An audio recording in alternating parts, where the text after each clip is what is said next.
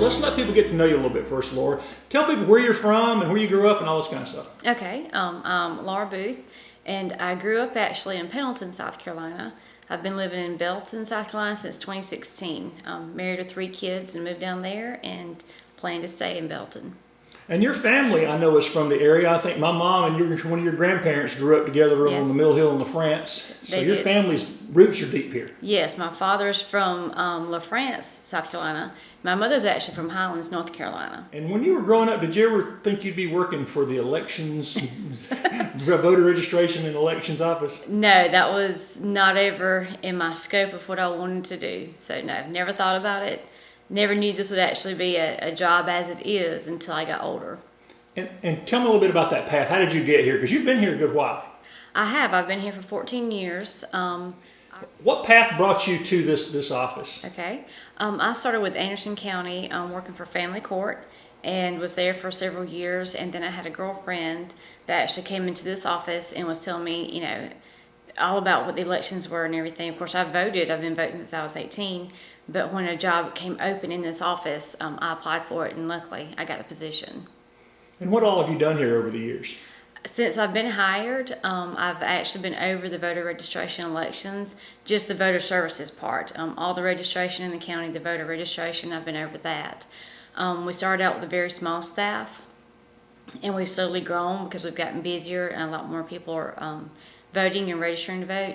So we've grown since then, but I've always been over the voter registration services. And how has that changed since you came on board? We're a lot more busy now, which is a great thing. That means we have more people registered to vote. It's went from simple systems to technology now that just is hard to keep up with sometimes, but it's part of the process of learning. Our voting system's changed since I've been here, so that's been a learning curve, but it's a good thing. It's a change for the good, but it has changed a lot over the years. Is it easier for people to register now than it was when you started? Oh, way easier. When I first started working for registration elections, you could go to the DMV, you come here in person, you could mail a form, or you go to a library or a state agency. Now you can do everything from your smartphone. We have the scvotes.gov. You could send, attachment on your iPhone or your cell phone and email it to us. And we didn't have those options back when I began this job. And as you become let me reframe that. During your years here, have you grown to where you're encouraging all your friends and family to vote more than you were before? I think so, yes. At first, when I first started working, of course, I got on my family about getting registered to vote because I did have my father and my mother, neither one was registered to vote until I started working here. That just was, they're from that generation that they just didn't do that. But since then, especially when someone wants to talk politics, which I do not like to do, but if you're going to mention politics, I always do ask, are you registered to vote? Because I don't want to hear any complaints if you have not registered to vote and you're voting.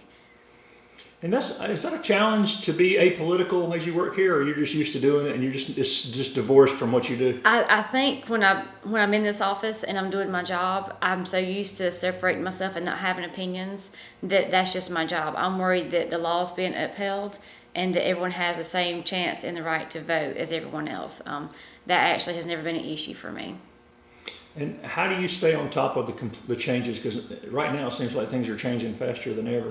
They are.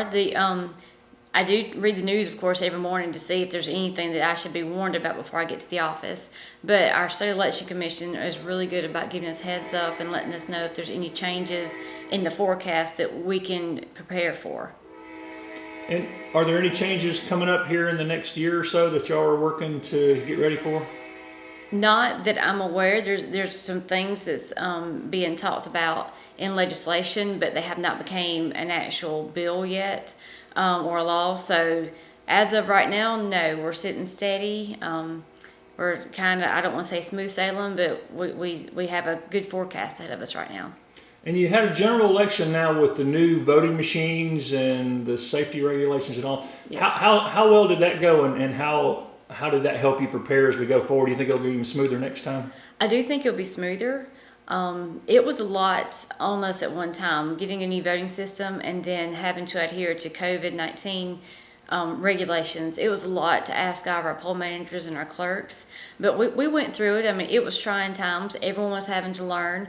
We were having to go back and think about things that you've never had to think about before. You've never thought that, hey, I'm within 6 feet of this person, or, you know, they don't have on a mask, or we have to have a shield up. That was a brand new ball game to us. I really think that learning the new voting system was easier than adjusting to COVID regulations for us, just because we know we get these new systems as far as voting. We're trained on it. It's in a book. It's black and white. You learn it. But the COVID thing was kind of up in the air for everybody for a long time. So that was really hard on us.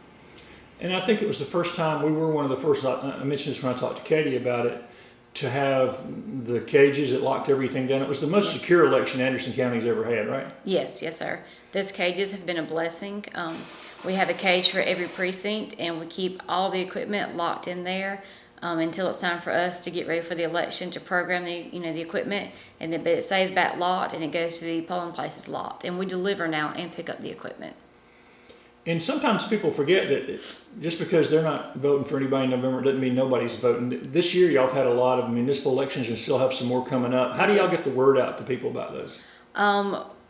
We're going to get more active on our social media. That's the plan of mine today.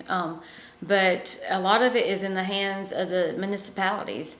We do let people know in notices and putting things in the paper. Unfortunately, sometimes it seems to fall on deaf ears. But as far as getting the word out, if we want people to start watching our social media, it's going to become a lot more active. Well, you've always been good about getting the word out before, even when we talked about elections coming up. You and I have talked before. And tell me, you just mentioned social media. Let's talk about that and some of the other things you have as part of your strategy moving forward as new director. One of the first things I'm going to address is our social media. That's a quick, way to get the word out from your fingertips. That can happen on Saturday morning while I'm sitting on my couch. It's an easy way to get the word out. A lot of people, especially our younger generations, they live on their cell phones anyways. If they can follow us, they can know exactly what's going on, what's going to affect them, what's not going to affect them, and what's coming up. I'm also making some plans of getting back out into the community. Like I said earlier with the COVID, we have not seen people in person in a long time, and I'm wanting to get back out into the schools, into some of our local colleges and universities, and talk to these people one-on-one. I would love to get a better relationship with our local government too, and get to know them, because I do not personally know a lot of them, and just have a good open communication. That way, if we need something from them or if they need something from us, we do have that line of communication already open. And just to remind people, just very simply, if somebody's watching this and they thought, I meant to register to vote, what's the simplest, easiest way for them to get registered? The simplest way to register to vote is to go to our website, the scvotes.gov. As long as your driver's license is up to date, you're maybe on there 3 minutes at the most. You'll get a card within a week in the mail, and you're good to go.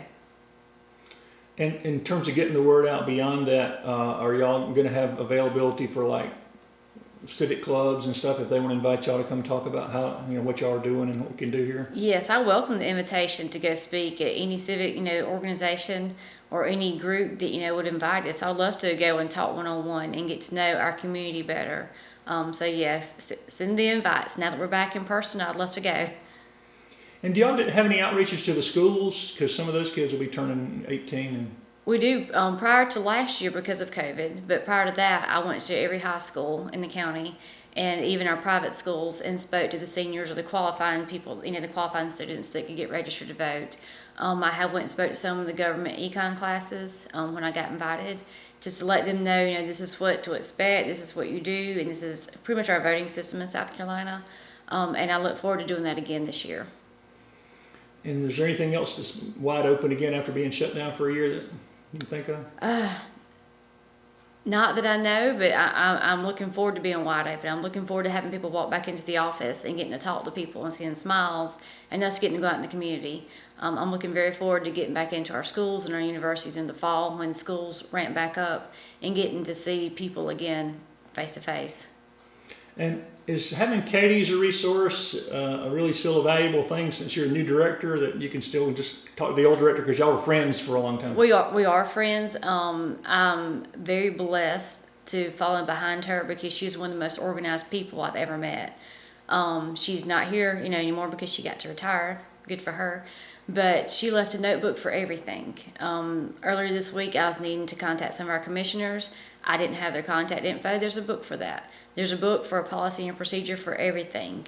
And I really appreciate her organization skills. That's made my life a lot easier to step into this role. And the staff here has been pretty consistent. Y'all have had pretty much the same core for a long time, right? We have, I mean, every once in a while we have a newbie come through, but we have a good, great, excellent staff that's works well together. We've already been through 2020 and probably 2016 mostly together. So we work well together, we know each other, and our staff's very educated in what they do.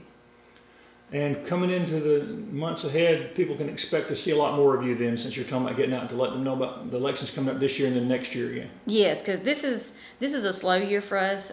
Speaking as far as elections go, we do have some municipalities that's having their general elections in November, but this is the time of the year or the years that I get to go out into the public, or our staff gets to go out into the public. Coming election year, when we're doing elections back to back, we don't have that luxury.